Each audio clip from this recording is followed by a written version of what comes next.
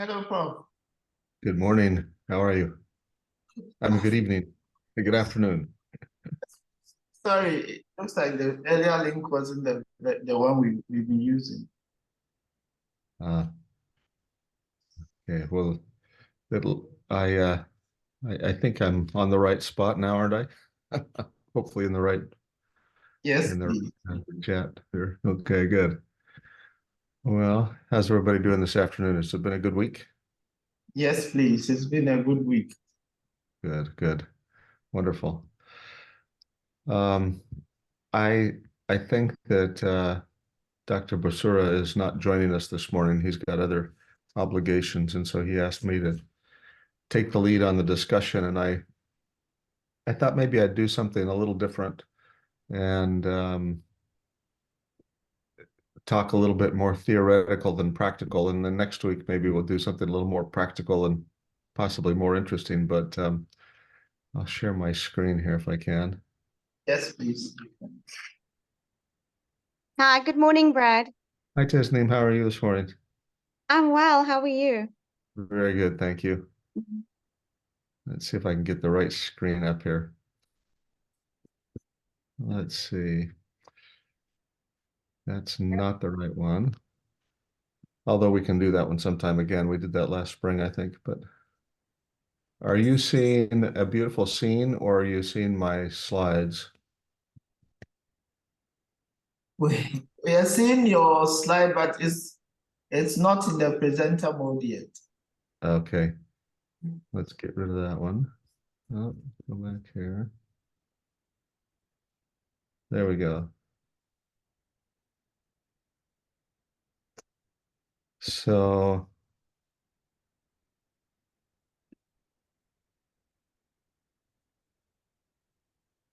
all right. We're getting closer here, I think. Are you seeing the presenter mode now? So I just need to switch these. Yes. Is that right? Okay. Now, the only thing I have to do is get back to the beginning of the presentation. Okay, here we go. So now let's see, do you just see one slide or do you see the presenter mode? We see one slide. Okay, great. Well, good morning. So what I thought we might do is just talk a little bit about maybe the history of otology and the future of otology, um, and have a little more of a philosophical look back at and see where we've been and maybe where we're going. A couple of years ago, a friend, Rob Jackler, and I were asked to look at it was the 150 year anniversary of the founding of the American Otologic Society. And the question that was put to us was, what's been the greatest accomplishment in the last quarter of a century, and what do you think is coming in the future? And so we thought about that a little bit and wrote an article on that, and I've updated that to include a few things in the last couple of years. But I thought maybe I'd just spend a few minutes and talk with you about that. I have here my financial disclosures. I am a consultant for several companies. I don't think any of them present a conflict of interest with what we'll speak about today.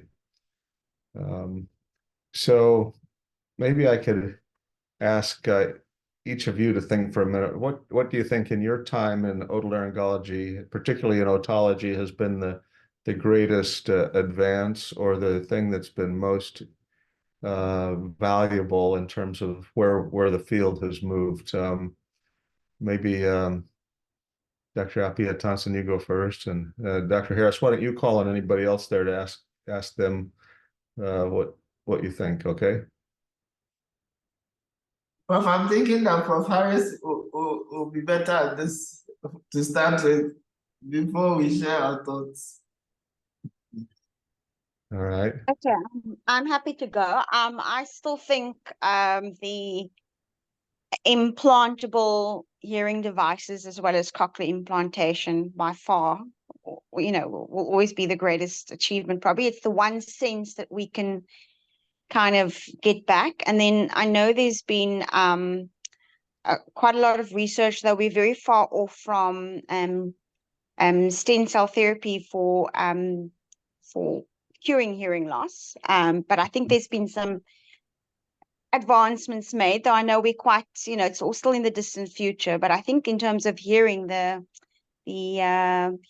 hearing devices for me. Yeah, excellent.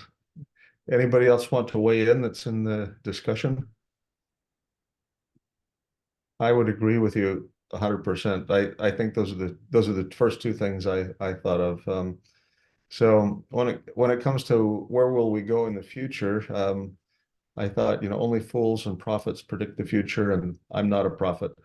So but I'm still going to predict where we're headed maybe, and I'll do my best at Dr. Basura's request to say something that might be of use. So when we looked at the accomplishments of the past 25 years and the future developments in our specialty, I reviewed some of the current literature and also some of the developing trends in science and technology to try to come up with some thoughts about the integration of these various disciplines. It's a very wide field, and we don't have, a lot of time to talk about all of the concepts, but maybe we can talk about a few of them with some limited examples. One of the things that has happened in the last 25 years really has been understanding of the genetics of hearing loss. That field has just exploded, as Dr. Harris just said. Understanding of the transcriptome of the body in terms of the genetics and the cochlear implants have really been the single most successful neurological device in the last quarter of a century. Actually, it's a little bit longer than that. It's more like in 1990 was when the first children's cochlear implants were approved by the FDA. And the experimental implants in children's went on a little bit before that as well. I was a resident, actually, and we saw some of the first kids implanted, and it was really quite an eye-opener to see how children who were profoundly deaf and had such difficult time learning to speak, and it was so hard to understand their speech, and how that switch went on, and overnight they became hearing people in the real world and able to communicate and be mainstreamed into mainstream education. It made a big difference. And so I think that one of the huge things that's happened is the understanding of genetics of hearing loss. And in fact, even today that continues to progress in terms of the non-syndromic genetic hearing loss. I think we talked about this a little bit, but just in 2017, we had 70 autosomal recessive traits that had been identified and 25 autosomal dominant 5X linked. And in 2023, there's 137 autosomal recessive genetic mutations identified, 84 autosomal dominant and 11 X-linked. And so that's quite a bit of progress in that 6-year window. This is taken from Otoscope genetic testing version 9, which is a effort from the University of Iowa and the group there, and they've really just done a wonderful job of cataloging it, and it's so open and available to the public. If you've never gone on Otoscope, it's really an interesting thing to look around in.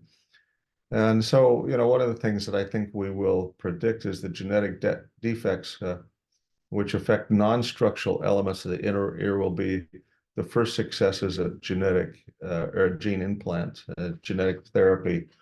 And in particular, one which you may be following, which is, I think, really interesting, is the study of otoferlin.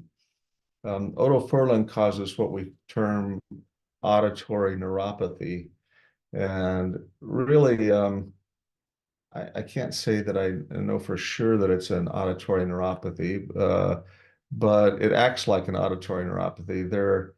The patients that have otoferlin deficits, as it was first described back by Yasunaga in Nature Genetics, 1999, have deficits in their ABR, but their DPOAEs, their inner hair cells, or the outer hair cells, seem to work. So these synaptic ribbons within the sensory hair cells of the cochlea positions synaptic vesicles against the proximal presynaptic membrane. And otoferlin resides on the synaptic vesicles. And whereas this CAV 1.3 localizes to the presynapses, snare proteins are the molecular motors that drive the biological fusions of the two membranes. And parts in the vesicle membrane, parts in the target membrane. And mutations in this gene are caused by neurosensory non-syndromic recessive deafness. It's labeled DFNB9. Otoferlin serves as a calcium-sensitive linker between these proteins that places the synaptic vesicle near the L-type calcium channels CAV 1.3.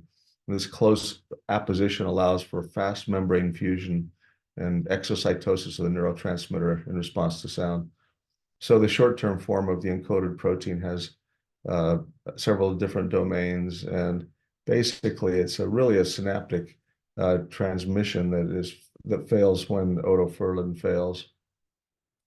This shows the form of the protein here. This otoferlin is quite a large protein, and because it's of its size, when they've tried to move it into gene therapy, the AAV vectors are not quite large enough to handle the whole gene. And so what they've done is broken it into two pieces and put part into one vector and part into another. And so this dual AAV system is then placed into the otoferlin knockout mouse and has shown to be effective.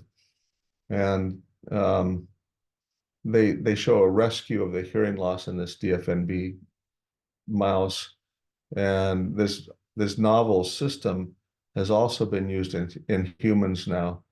And in the next few months, I think we'll see it come out. There's a study from China where five patients or 6 patients have been injected with this AAV vector that contains the otoferlin gene. And several of the patients, like 5 out of 6, I think, have had restoration to nearly normal hearing levels over a period of 6 months. And it's really very exciting. And in my lifetime, this is kind of the next thing. And I think that in our lifetimes in otology, we'll see not just this particular one attacked, but I think we'll see a number of different things that will come to pass. So it's interesting, this particular gene was selected by 3 different groups for study. There's a group, the 2 of these groups spun out of our institution here at Mass Eye and Ear. One of them is the Decibel Therapeutics, and so they've named their gene replacement DB-OTO. There's another one that is called Akuos, and they've named their gene replacement vector AAV ANC80H otoferlin. And I think that they're both similar. I'm not sure if they're exactly the same construction, but I do believe both of these groups from here in Boston also have started doing some gene therapy with it. But I think they're a little ahead of us in China. Well, and one of the guys who's doing the job from China is a former member of our labs here too. So I think we take credit for everything. So some of the inclusion criteria is that patients have to have biallelic mutations of the otoferlin gene, profound bilateral sensorineural hearing loss by ABR, and preserved DPOAEs. In other words, the outer hair cells have to still be intact, and Akuos and Decibel and this group from China are all working on this.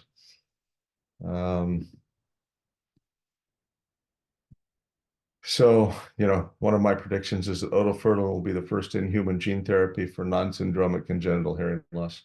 That one I feel pretty safe in predicting because I know it's underway.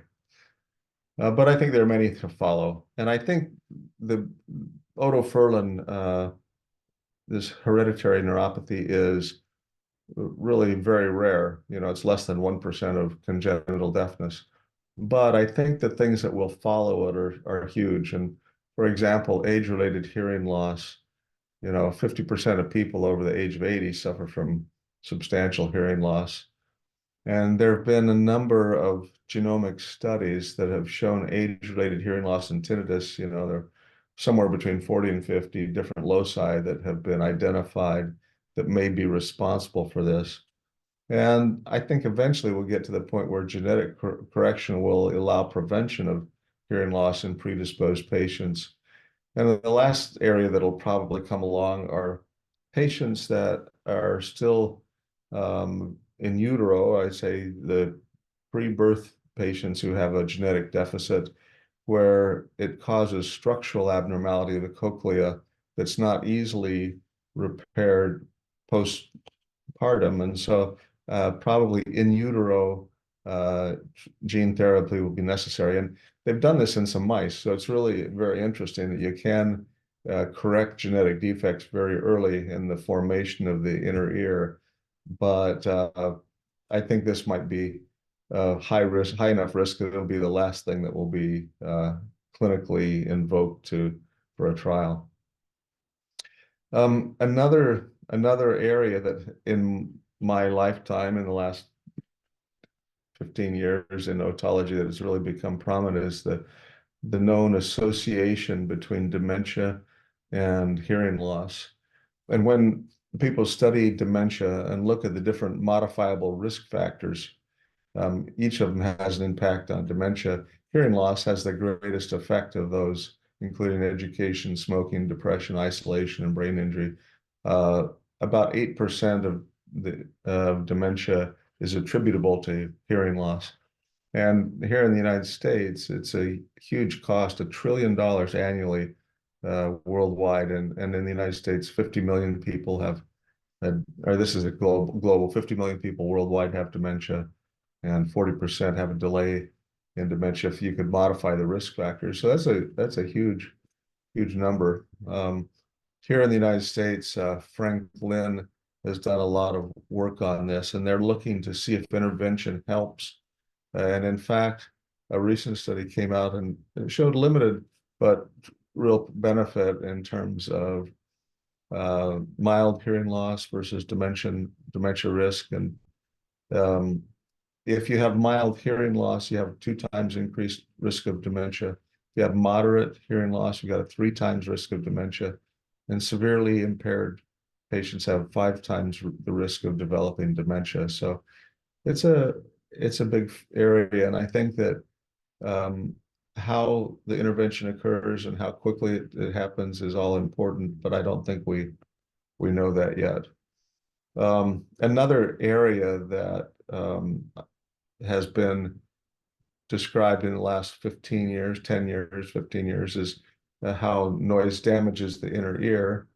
And I think we've actually known about that for longer than 15 years. But the thing that's come forth that has been really interesting is this condition called hidden hearing loss, where noise comes into the ear, and what used to be called a temporary threshold shift was when you go to a loud event or you go around gunfire or something, and for 24 hours you'd have some tinnitus and your hearing would seem to be muffled.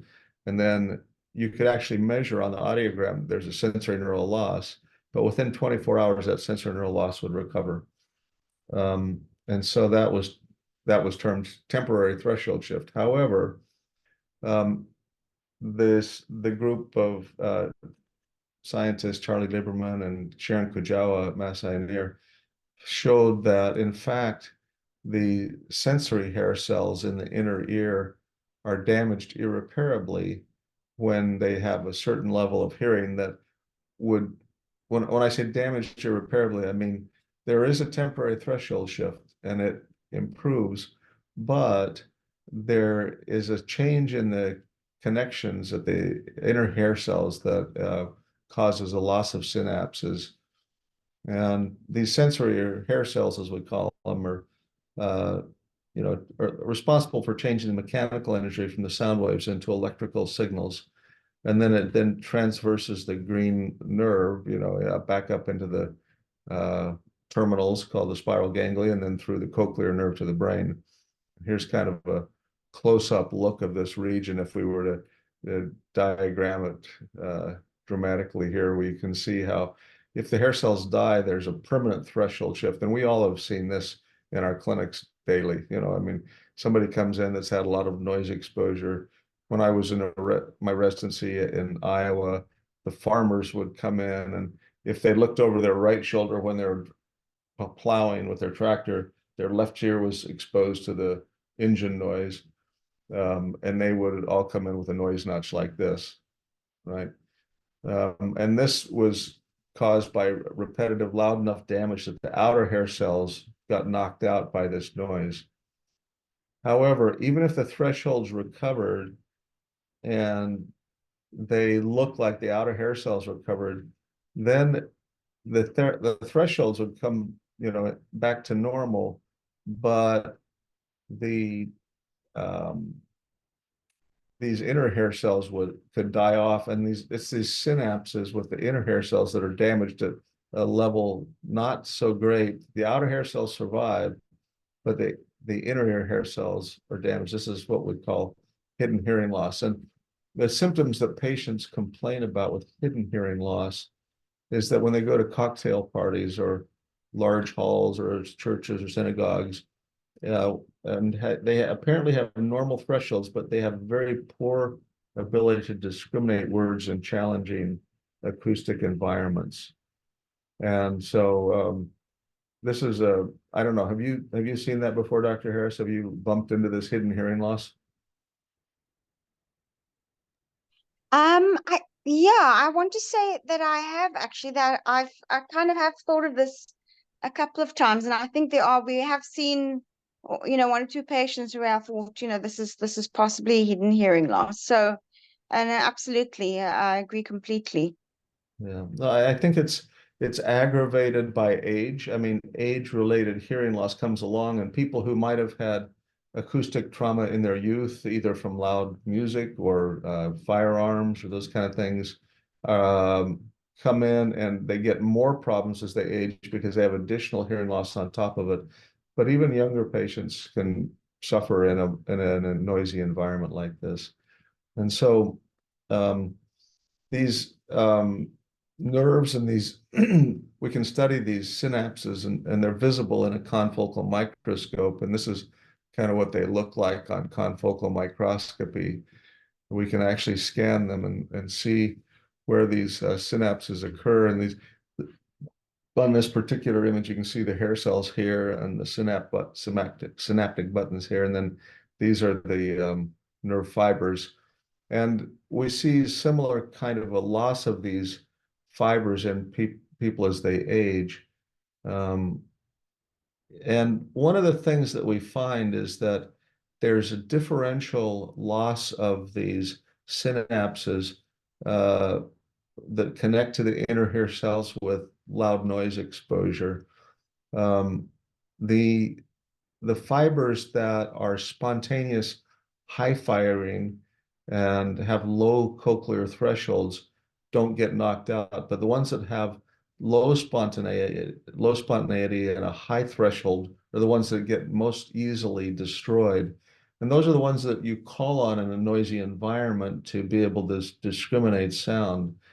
And so it's probable that here's actually an image of a middle-aged ear, and you can see the number of synapses in the middle-aged ear looking at these connections.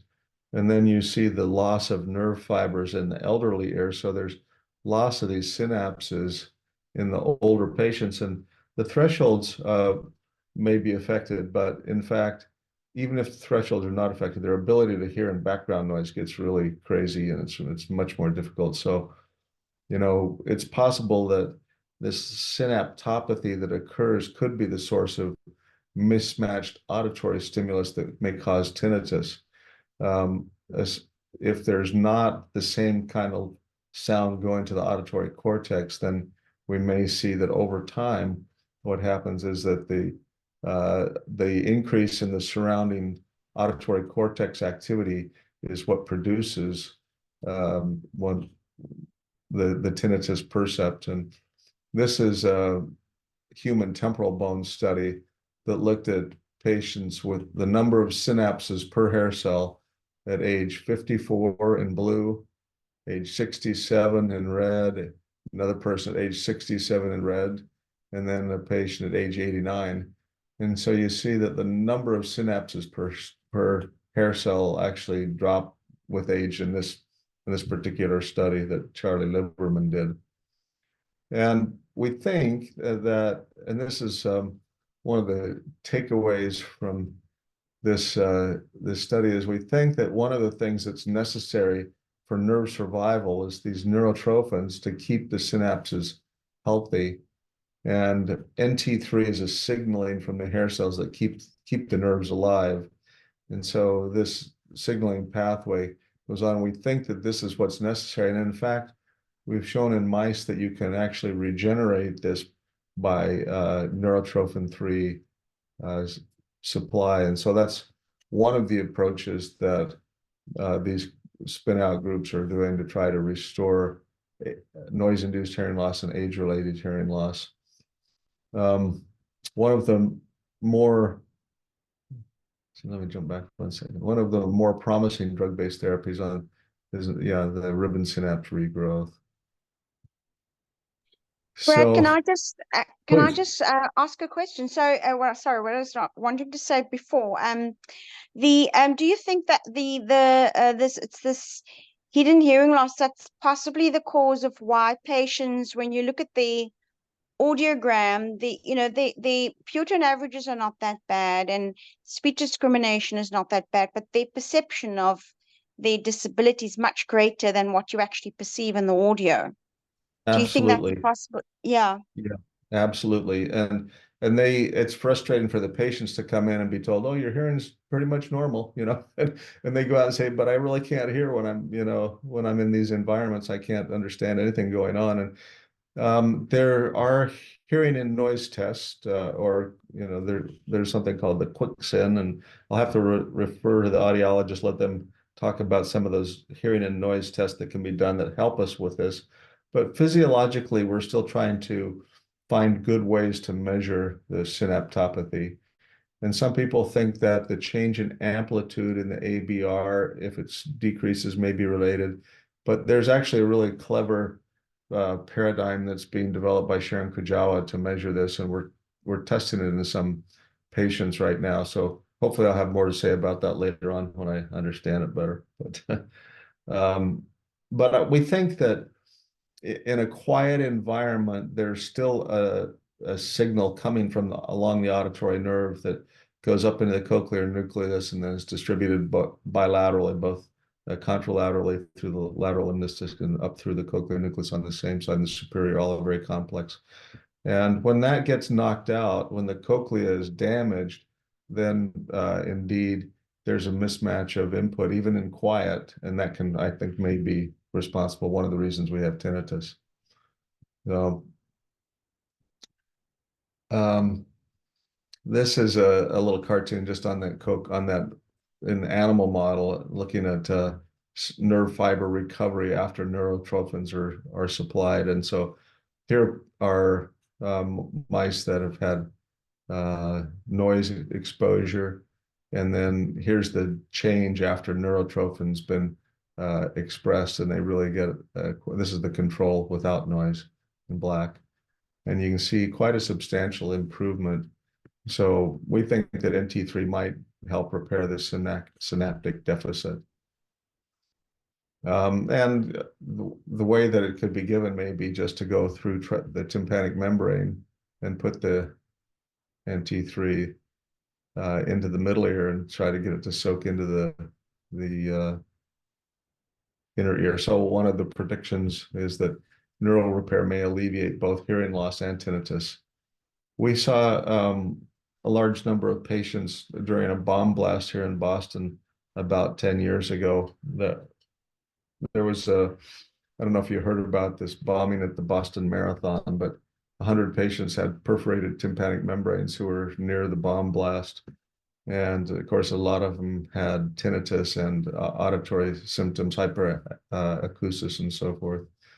And we think that that's by damaging the hair cells that these auditory pathways become more hyperactive. And we see that in functional imaging Sharon or Dr. Melcher in a publication in 2009 showed that patients that have tinnitus have higher activity in the auditory pathways, both in the brainstem and in the auditory cortex. We're doing a study right now looking at tinnitus patients that have increased activity on functional MRI, and we're giving them intravenous lidocaine actually to suppress it and trying to just detect the differences. And it's interesting. We're finding some interesting things on the first 20 patients that we've done. We've got another 20 to go, but it seems that we can modulate the activity in the central auditory system with lidocaine. It's not a good therapeutic treatment because it doesn't last too long. Back when I was a resident, they were in the 70s and 80s, actually before I was a resident, that we knew that intravenous lidocaine would suppress tinnitus, but it would only last as long as you were getting the infusion, and afterwards it became less effective. They tried to deliver it different ways and so forth, but I don't think it's a long-term treatment, but I do think it's interesting to help us figure out the physiology of tinnitus and maybe be more smart about how we attack the underlying neurobiology in tinnitus. So back to your original comment, to Dr. Harris, about cochlear implants.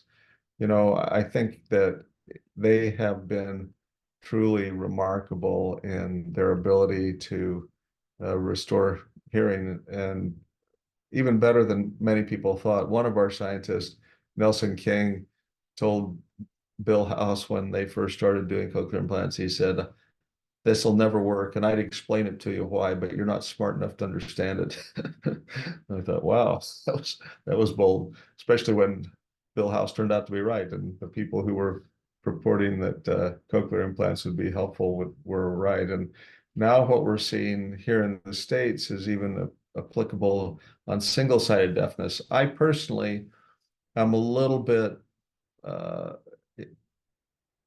think I'm not sure how useful it is in single-sided deafness. And the reason I say that is because patients that have single-sided deafness but good hearing in the other ear, you can use a cross aid that will take a signal from the bad ear to the good ear and give them very good clarity. Even though cochlear implants are marvelous, when you put a cochlear implant and get 70% word discrimination from it, but have 100% in the other ear, I'm not sure if a patient would do better with a cross aid than with a cochlear implant. And the devices are so expensive. And I think in resource constrained areas, you know, it's not the best use of the medical dollar to do single-sided deafness implants. The advantage that some people show, of course, is that you have better sound localization when you're getting independent inputs from both ears. But I'm not sure that's always beneficial to the extent that it's worth doing a single-sided deafness implant. That's my opinion. A lot of people disagree with that and say, well, you know, you really, in a noisy background, being able to localize sound is important. And I get that. There are some advantages, but, and it's not that we don't occasionally do it for single-sided deafness, but I like cross-aid trials first to see how they get along with that, because that's reversible and much less expensive. And even those devices are not cheap. One of the projects we're working on is a totally implantable device, and many other people are working on this also. When I was a fellow, we started working on implantable microphones and using piezoelectric crystals to sense the motion of the ossicles. I think that it will probably be an effort to continue to improve cochlear implants so that music can be appreciated. Music is such a complex signal, and if we continue to hone the paradigms for signal processing, you know, maybe we'll get to the point. Most patients do pretty well with, I say, their cochlear implants when we're talking about speech, but not so much with music. If they've known music before and they hear it with their cochlear implant, then their memory kicks in and they can appreciate the music. But new music is really hard for for patients that are profoundly deaf with cochlear implants to appreciate. And, it's still always a challenge to hear in background noise. And so it's possible. And I think that one of the things we predict is that as we get better at using artificial intelligence and machine learning, that our ability to hear in noise may give us a better prediction of how a cochlear implant is going to work, and maybe therapeutically help us to better tune those patients' cochlear implants. Matt Croson, one of our faculty, did a study looking at performance classification and had a very high accuracy with a machine learning model in terms of how patients would do with their cochlear implants. They looked at 20 influential variables, including preoperative sentence test performance, age at surgery, the SF-36, their overall quality of life studies, and some of those things had a lot of influence. So anyway, I think that we'll continue to see improvement in cochlear implants, but right now they're miraculous. And in fact, the last few years I've been fortunate to be able to recommend to the Nobel Prize Committee that the founders of the people who did the early scientific work on cochlear implants should be recognized. They haven't agreed with me yet, but they probably won't, because most of the Nobel Prizes go to people who made basic science discoveries in physiology. And so the discovery of a neuroprosthesis, even though it has remarkable application, I doubt we'll ever get honored by the Nobel Society, but I've keep pushing it. I think it's worthy of the Nobel Award. Another kind of spin-off from this is, the possibility of developing of vestibular implants. Let's see, why am I stuck?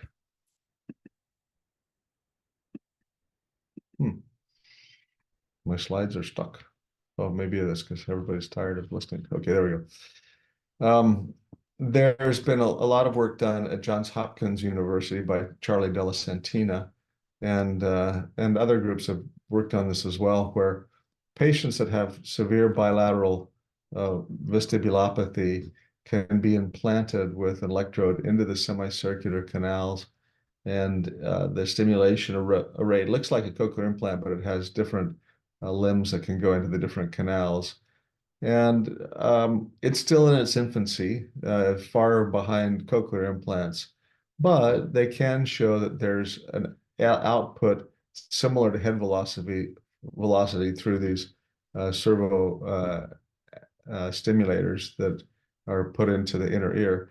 An early study that was done by one of our colleagues in Seattle, Jay Rubenstein. Unfortunately, the patients had hearing loss with this as well. He used patients that had Meniere's disease.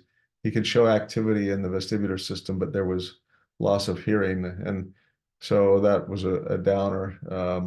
But I think that, in fact, there are steps being made that I think we will be able to eventually use vestibular implants and get some good efficacy from them. So it's a very interesting field right now. Another area changing lanes here is, I think that particularly I'm interested in research in NF2, and I hope that as we're better able to characterize tumors, that we'll be able to predict growth and whether or not the hearing loss is going to be an aggressive nature or it's going to be less aggressive. We do know that some patients that have vestibular schwannomas excrete factors such as FGF2, which seems to be protective, and those that secrete TNF alpha have poorer hearing. That may be that with better NMR, nuclear magnetic resonance, combined with MRI, we might be able to detect the chemical compositions of the tumors, and then we'll know which ones we should leave alone and just watch, and which ones we should take out when they're small rather than waiting for them to get large. I think that we are moving into an era where we'll use this type of information for management of cranial-based tumors. And we know right now that patients that have vestibular schwannomas, particularly in NF2 related schwannomas where they have multiple intracranial tumors, that patients who have missense mutations or other mild mutations such as mosaicism, where they don't have the mutation in all the tissue in their body, tend to have slower growing tumors and less aggressive hearing loss. Whereas patients that have truncated mutations tend to have much more severe phenotypes, and therefore early intervention, especially in those that have truncated mutations, is probably the safest way to try to prevent the tumors from becoming very large and causing brainstem compression. It may be that we'll move towards more observation, which is kind of the way we're going right now. Stereotactic radiation can help to keep these tumors from growing. I think that more patients are getting radiation now than they were 25 years ago when everybody had surgery. They don't necessarily preserve hearing with the stereotactic radiation, however. And there's an increased risk of the mutations becoming malignant. It's rare, but about 1 in 1,000 patients will have a change from a benign tumor to a malignant tumor in a vestibular schwannoma. Another trend that I see is a trend towards subtotal resection with functional preservation of the facial nerve and the cochlear nerve. And we've just started doing some direct intraoperative eighth nerve cochlear nerve monitoring, which may help us to preserve the cochlear nerve so that it could either save their hearing or possibly be used for a cochlear implant in these type of patients. You know, I hope we'll get to gene therapy for replacement of the NF2 gene. We interestingly have a mouse model that shows that the tumors not only reverse, but the underlying neural pathology reverses as well. So it's quite interesting. We've done a lot of study over the last decade in small molecule inhibitors to try to keep these tumors from growing. The group that we're studying NF1 tumors have had a real huge success in identifying a drug called selumetinib that really helps plexiform neurofibromas. That does not help these type of tumors that are completely Schwann cell related. But we're working on that. We're working on also drug repositioning algorithms where we look at all the drugs that have been FDA approved for other things and say which one of those might be useful against vestibular schwannomas. And there's a drug right now that's very controversial in the United States called mifepristone, which is the day after pill that's used for abortion. And that was one that was identified as possibly being effective against these type of tumors. So trying to get the insurance companies to pay for it is still a long ways off yet, but just trying to get a good study on the use of mifepristone is interesting. We had a multi-center collaboration with other groups interested in trying to find drugs for NF2. And we took all of the FDA approved drugs and identified 19 of them that we thought looked like they had involvement in the same pathways that we see in NF2 related schwannomas. And we tested in both in cells in NF2 minus Schwann cells and meningioma cell lines, and both mouse and human cell lines. And we looked at the kinome and gene expression pre and post treatment.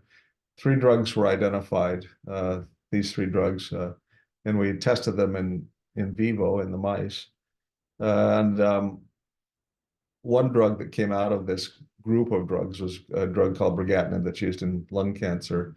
And that moved forward for clinical testing. And in fact, the first group of patients on brigatinib is about to be reported. It appears that brigatinib causes tumor shrinkage in NF2 deficient schwannomas and meningiomas in the mice. But in humans, it looks like brigatinib is more effective against meningiomas than schwannomas. But it's an interesting finding, and it's a pathway where we can test multiple drugs as they come along. If we can get the drug companies to give us the drug, because they're expensive trials otherwise. I mean, they're expensive even with the drugs being donated. This is the drug mifepristone I just mentioned. This was a study that was published in 2018. looking at computational repositioning of mifepristone for human vestibular schwannomas. This is the study that I just mentioned a minute ago, that where we replaced the gene with gene therapy, the NF2 gene, in a schwannoma mouse model of neurofibromatosis. And here are the mice. This is what they look like when we inject them with a bioluminescence detector. At 4 weeks, we put the schwannoma into the mouse over the sciatic nerve, and you can see that at 4 weeks, these are all growing. And then we injected the vector into these mice and see that actually they really did very well, and the control continued to grow, but the mice that were injected with vectors did not grow. And this is about 30,000 cells that were implanted in the sciatic nerve on the left, and then 14 weeks after implantation is what we're seeing on the right, after the vector's injected. And this is another study that I threw in, that where we're looking at regeneration of the tympanic membrane using different factors. And I won't go into this in too much detail. I'll just say that we're using topically applied growth factors to eardrum perforations to try to get them to heal up. And we're still in the middle of this process, because that we used a placebo and we used fibroblast growth factor, and it turned out the placebo healed better than the fibroblast growth factor did. But those that did heal had very normal looking tympanic membranes, and they looked good, but we still have a ways to go on that project. But predicting the future, I would say I think that there will come a day when we'll have the ability to apply a cocktail of topical growth factors to perforated eardrums and have them close up. And unfortunately, then we won't have to do tympanoplasties, which I think are great operations. Another thing that we hear about a lot in the lay literature and also scientific literature is the application of artificial intelligence and machine learning. I think it's being looked at for hearing aid optimization. I believe that if we use AI to help us in noisy backgrounds, to quickly filter out background noise and to help us with sound localization, that this is probably a really good application for AI and machine learning. Patients that have dysfunction of the labyrinthine physiology are so complicated that using all of the AI to sort through what's really causing somebody's dizziness and get to treatment is probably another nice application. Prediction of sensorineural hearing loss based on genetics, interpretation of auditory brainstem data, which can have a tremendous amount of data that can be incorporated and looked at with AI. Diagnostic imaging algorithms. We've seen success with things like imaging breast cancer, and showing that AI algorithms are even better than good radiologists for detecting brain cancer. So I think there's a lot of interesting applications for AI, and I wish I understood it better, but I'm glad I know some people who are really good when it comes to doing these kind of things. It's certainly taken off in terms of publications. I mean, the number of non-cochlear implant applications for AI are just really taken off. So I think that it's something we'll continue to see. So I'm going to kind of wrap up here and say that in summary, I think that the future of otology is very bright. I think we'll get to better precisions of diagnostics and personalized therapy. Being able to study the total omics of gene therapy, all of the different aspects, we get so much data, and being able to learn how to incorporate that data and get to intelligent application of it is something that's coming along. And I think we'll see improvements in difficult problems like tinnitus and sensorineural hearing loss, vestibulopathy, communication sciences. I think will all be improved with research. And I think that one of the things that's, I think, important to all of us is to think about the problems that our patients have and say, what can we do in the future that would be better? And Mahatma Gandhi said, the future depends on what you do today. So as you're seeing your patients and you're thinking about their unsolved problems, we have to bring those forth and deal with them and figure out a way to get around them. So with that, I'm going to show you a picture of my family. You'll be surprised maybe, or maybe not. Maybe you already know I have a large family, but this is our last family gathering. All but one member of our family is in the picture here. We had 36 of us at a gathering up at our lake where I grew up, going to Boy Scout camp. This is called Bear Lake up in northern Utah. And I have two sons who are physicians. He's a radiologist, and let's see, I've got a son right here who's an ophthalmologist who comes, I think maybe Dr. Appia Thompson, you've met John, I think. He comes to Africa and does cataract surgery a couple of times a year. And then I've got a daughter who's an audiologist. She doesn't practice audiology right now, but she's interested in hearing, so that's a good thing. And then we have 21 grandchildren so far. We're working on more, but only 21 right now. So I'll stop there and say thank you for your attention, and I'd be happy to take questions or comments or other things that you'd like to discuss this morning. Thanks, Brad. That was such an interesting talk, and you were a very lucky man to have such a large family. I mean, that's a whole. I wish I had a family that large. I can see that there's no problem with child caring sort of afterwards. I would never have to seek for someone to look after my kid when I'm at work. There's a whole family to call on. That's amazing. It's kind of funny. My youngest daughter, our last two were twins, a boy and a girl, and our daughter's been married for a few years, but doesn't have any children. I think she's afraid of the childcare aspect, having grown up the youngest of seven. She's afraid she's going to have to pay it back by, But anyway, they really are a lot of fun.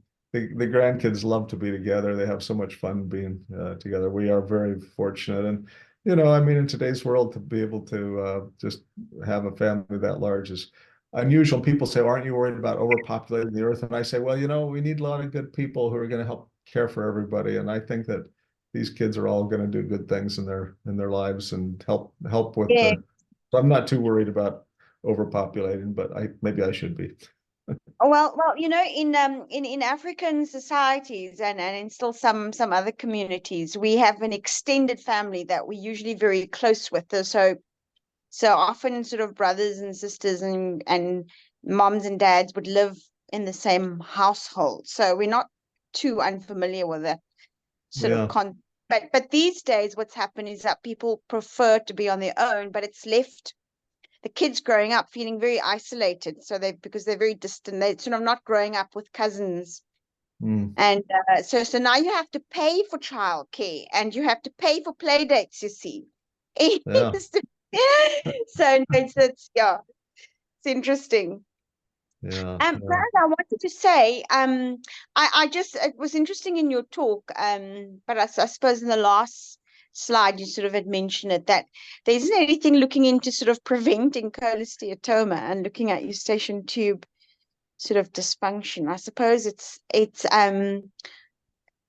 no sort of research which is going into that.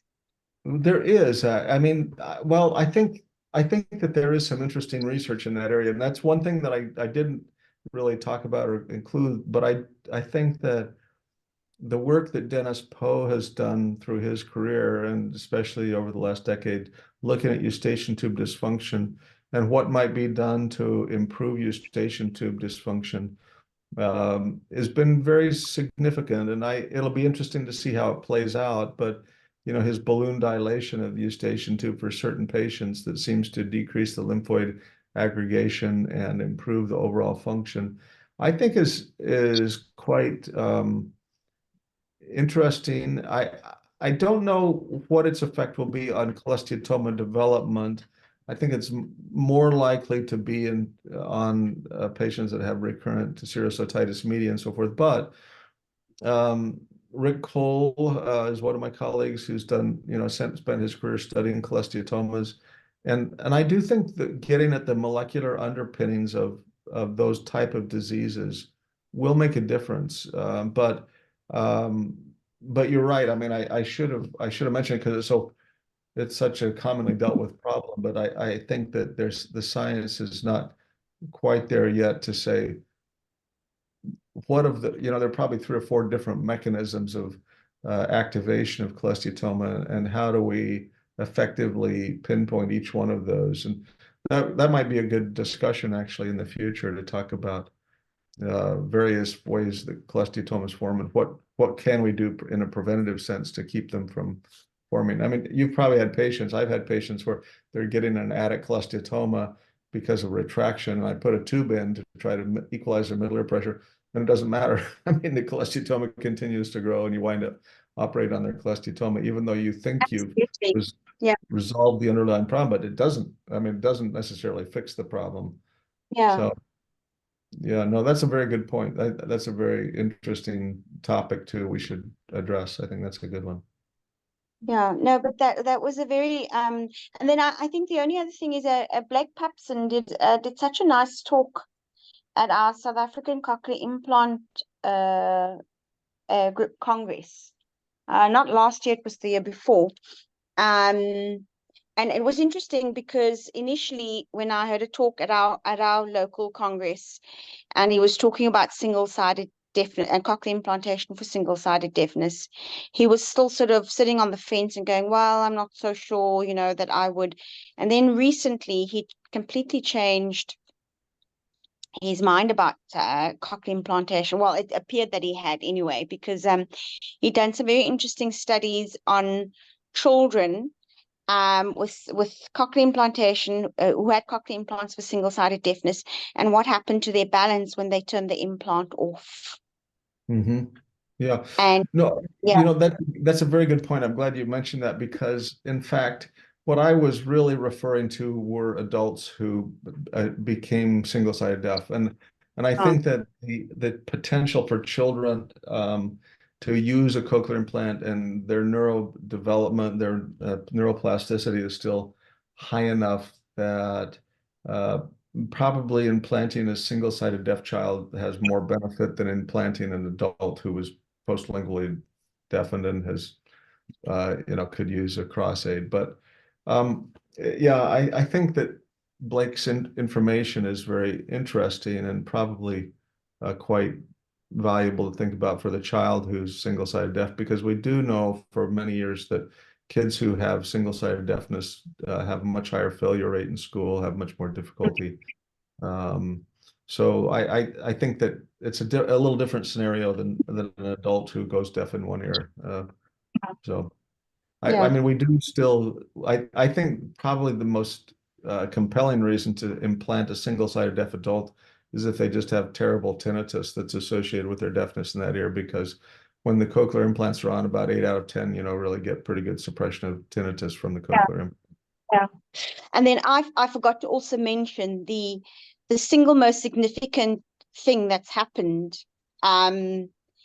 during my training in sort of the developing world setting has been the development of drugs that were not ototoxic for TB.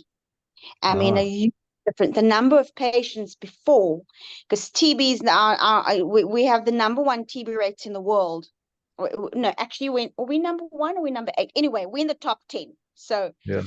And literally you had hundreds of thousands of people actually going deaf, and obviously not all of them had access to cochlear implants. In fact, very few of them, or necessarily hearing aids. And then what had changed was the development of drugs which were safe for the ear. And now we hardly see them. We in fact, I can't remember the last time. And so that was completely, that had changed completely. So thank heavens there were people who actually looked into that. Yeah.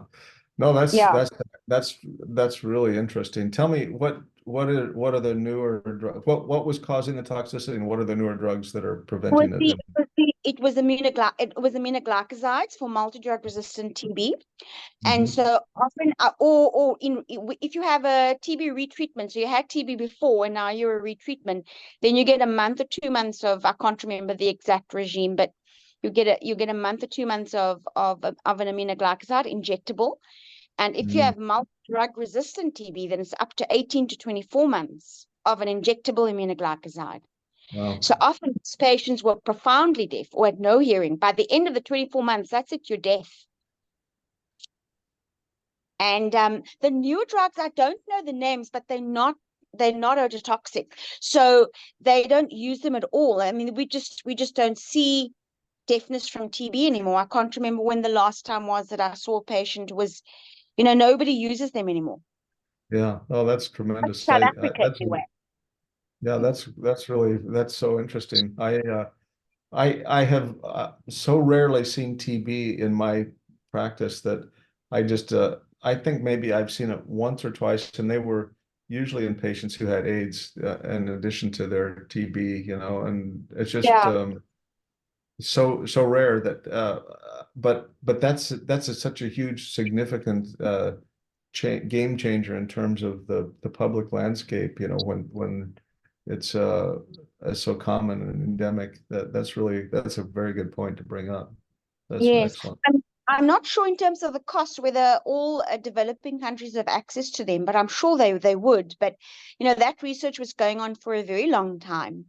And Yeah. I did my master's dissertation was on exactly that topic, and that was in 2011, 12. So we're talking Mm. about 10 years ago that it was still, and then it took probably another 4 or 5 years after that, and then it had changed, you see. They Yeah. came up with this new drug, and I mean, yeah, we used to see on a weekly basis, and we have TB hospitals.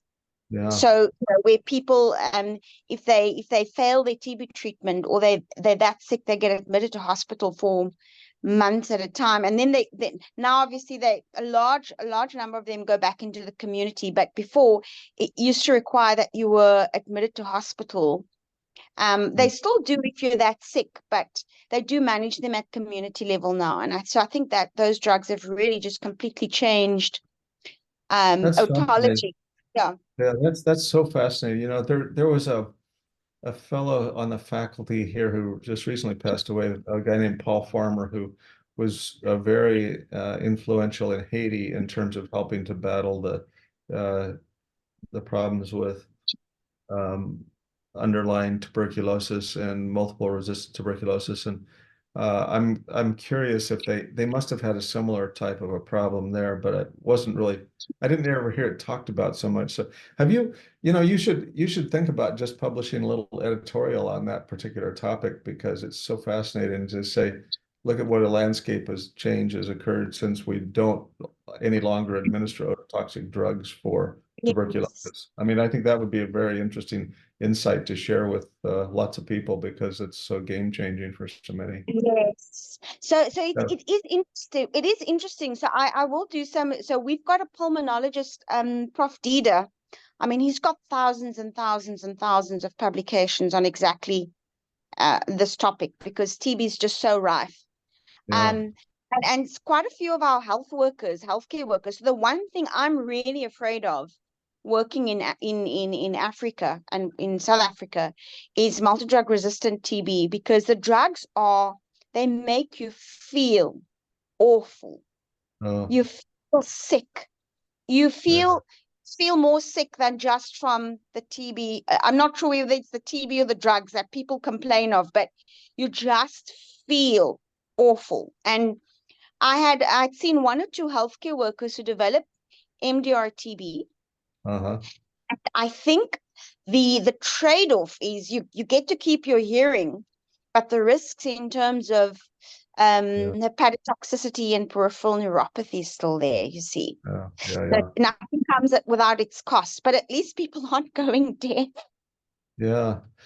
Well, I thought that's such a great insight. I mean, has he published on the deafness issue? Your pulmonologist professor, has he talked about that? I don't think he had. I'll definitely look into it. And I hadn't thought about it, but I think you're right. It is worth sort of writing about. Yeah, I think it is, because, it's not a unique problem to South Africa. I mean, there are a lot of developing countries that have lots of endemic TB that would benefit by, seeing the paradigm shift, I think, and knowing that you prevent the problems with deafness if you can avoid the aminoglycosides. That's really is Yeah. so. And a lot of countries, I know in Mexico, you can buy gentamicin over the counter. Oh, really? Oh my Yeah. goodness. Yeah, so Wow. not really monitored very carefully. And so I think that would be really interesting insight to publish. That's really cool. Yeah. But Yeah. thank you very much for this talk. This was really interesting. Thank you. Well, thank you. Thanks all for your attention. Have a great weekend, and I'll try to come back with something a little less ethereal and more practical next week. Okay. So I wanted to talk, I wanted to chat to you. We are going down to skeleton staff. So Uh-huh. I emailed Greg yesterday just to let him know. So next weekend, or so for the next 3 weeks, we're down to skeleton staff. Okay. Mainly because we have quite a few emergencies, so everybody's on call. And so I was wondering if we could take a bit of a break, Oh and yeah, then sure. we restart everything the week of, I think it's I gave him a date. Was it the 13th? But it was the second week of Jan. I'll email you with the exact date. Okay. Yeah, that'd be great. That's Is fine. that okay? Yeah. That was wonderful. Do you guys not have a bit of a holiday over the States over this time of the year? Absolutely. Yes. Oh, Yes. you do.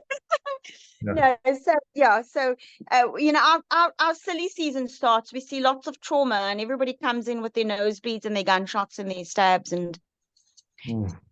Oh yeah. boy. So we do de-escalate, and we're down to sort of only seeing emergencies. Our clinic stopped so that we can, but we do have a bit of a break as well. It's not all work. So Good. I asked Greg if it would be okay if we could stop the academic program for a bit and then catch up in next year. And I think we've got an overlap with Lillian McCoe. So Peter and Lillian will be with us more or less around about the same time before Oh, Peter leaves. wonderful. Yeah, you'll see Oh, the new fellow shortly. Yes. oh, great. Great. Yeah. Yeah. So, Peter, when do you finish? Profits at the end of March. The end of March. Okay. I lost track of your schedule on that. And so you'll have a 2 month, 2 or 3 month overlap with Lillian. Is that right? Yes, Prof. Maybe I don't know the exact date she comes to. Yeah, yeah. Good. Well, if I don't see you before the holidays, have a Merry Christmas and Happy New Year, and we'll see you next year. Thank you, Prof. Thank you, Same Prof. to you, same to you, Brad. Hope you have a very good Christmas and New Year. And thank you very much for this year of lectures. Oh, it's a joy. It's a pleasure. Thank you. All right. Have a Bye-bye. good evening. Bye-bye.